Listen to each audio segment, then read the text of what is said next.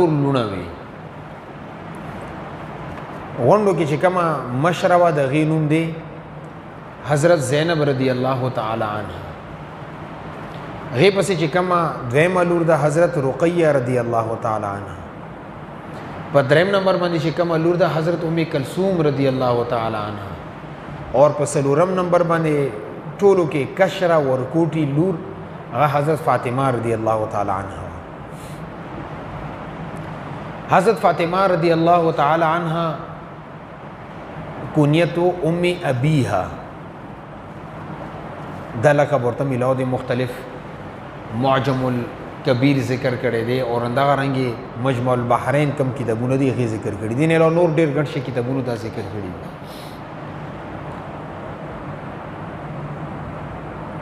اور دین علاوه د څومره د جنت ښځې دي د هغې سرداره هم حضرت فاطمه رضی الله تعالی عنها وي. سیدة نساء اهل الجنه روایت کې دی باندې صریح روایت راغلی چې حضرت فاطمه رضی الله تعالی عنها به د جنت د ټولو ښځو سرداره وي.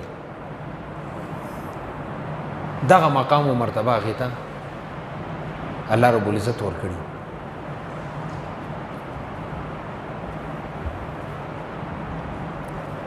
د حضرت فاطمه رضی الله تعالی عنها پیدائش په باره کې دوه روایتونه دي. یو روایت دغه دی چې حضرت فاطمه رضی الله تعالی عنها هغه وخت کې پیدا شوه چې څه وخت کې پیغمبر صلی الله علیه وسلم د خانه کعبې تعمیر کړی دی. هغه وخت کې پیغمبر صلی الله علیه وسلم ته نبوت نه و میلاو اور د پیغمبر صلی الله علیه وسلم عمر 35 سال و 15 کاله. او بل یو روایت کې راغلی چې نه حضرت فاطمه رضی الله تعالی عنها چې کله پیغمبر صلی الله علیه وسلم ته نبوت میلاو شو یو کال بعد یعنی 41 هجری کې پیدا شوې ده. دې اعتبار سره بیا فاطمه رضی الله تعالی عنها د حضرت عائشہ رضی الله تعالی عنها نه هم 15 کاله مشره ده. خدا دواړه روایتونه دي یا 35 سال پیغمبر صلی الله علیه وسلم عمر یا 41 سال عمر خو بیا هم د حضرت فاطمه رضی الله تعالی عنها ټول نه کشره ده.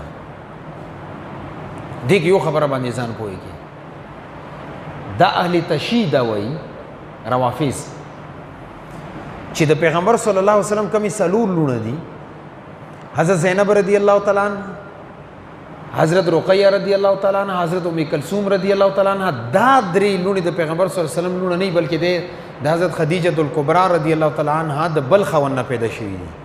صرف د یو حضرت فاطمه رضی الله تعالی عنها د پیغمبر صلی الله علیه وسلم چې کله حضرت خدیجه الکبرى رضی الله تعالی عنها نکاح وکړو غنه پس پیدا شوې ده خبره سوچه غلطه ده. دا څلور ولرونی د پیغمبر صلی الله علیه وسلم د زړه ټوکړي دي او د حضرت خدیجه الکبرى رضی الله تعالی عنها پیدا شوې دي. دیو جن دوی بکواسات کی چې د درې لونه مونږ نه منو یو نه منو ته یو نه مانی او کدرونه د انکار وګونه څه چلو شو 1,24,000 انبیاء کرامو تا انکار کړي 1,48,000 یا 24 صحابه کرامو تا انکار کړي قرآن نه تا انکار کړي د الله ربوبیت نه تا انکار کړي او کدی نه انکار وکړي نو څه چلو شو. نو په دې خبره